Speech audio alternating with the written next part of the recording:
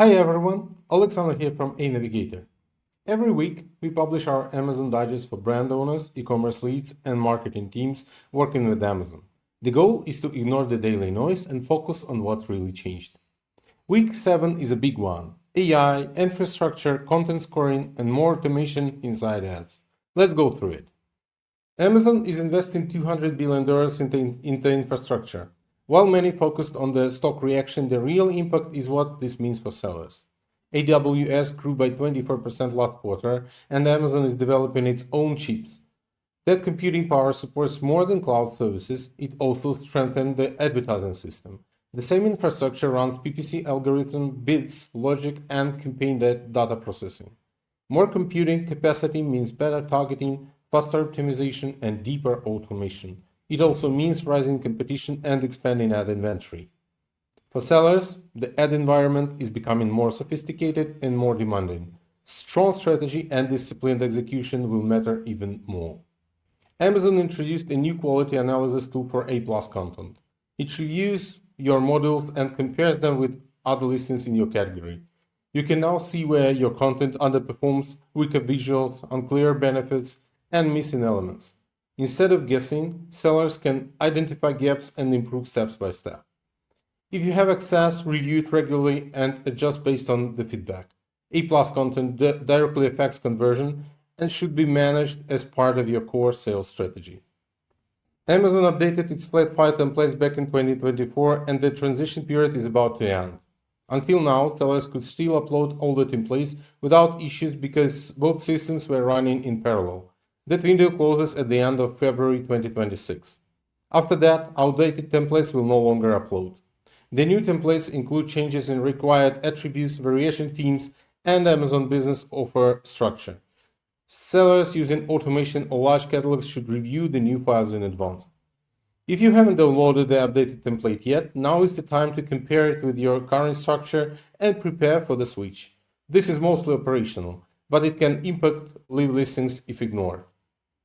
Amazon's new MCF preferred pricing for 2026 includes up to 15% discount on outbound fees and the $1 FBA credit per unit. The FBA credit is limited to $50,000, which is around 100,000 units. After you reach that level, only the percentage discount continues. If you sell high volumes, your savings per unit will decrease once the credit is used. Smaller or mid-sized sellers may benefit longer because they reach the cap later. There are two enrollment options: a 6-month program or a 12-month rolling volume program. Your tier can change during the year depending on shipment volume. When planning margins, think in 2 stages. First with the credit included and later with only the discount. Otherwise, profit expectations later in the year may be inaccurate. The Search Query Performance Report has now been spotted inside Vendor Central. This is a big step for first-party brands.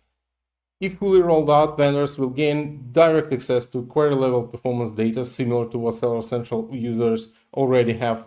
That means better visibility into search terms, stronger keyword strategy, and less reliance on external estimation tools. Still early, but this could significantly improve data transparency for first-party brands. Amazon introduced a new feature inside auto campaigns. You can now see suggested high-performing search terms and product ASINs based on performance data. These recommendations can be added directly as keyword or product targets in other campaigns promoting the same product. For accounts with large volumes of search term data, this saves time. Instead of manually reviewing reports and filtering, you can quickly identify winners and scale them. A practical update that makes expanding successful targets faster and more efficient. Amazon added a new All Tools tab inside the Amazon Ads console. It brings all available tools into one centralized view: reporting, Amazon Marketing Cloud, brand metrics, data manager, DSP reports, attribution, Creative Studio, and more. On the surface, it looks like a small interface change. In practice, it reduces friction, improves visibility, and makes it easier for advertisers to discover and use advanced features that were previously buried in submenus.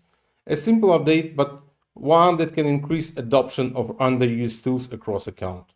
So that's week 7. If you want this breakdown every week, subscribe to the A-Navigator Weekly Amazon Digest, subscribe to this channel, and if you want to understand how these changes affect your account, reach out at A-Navigator and we'll walk through it together.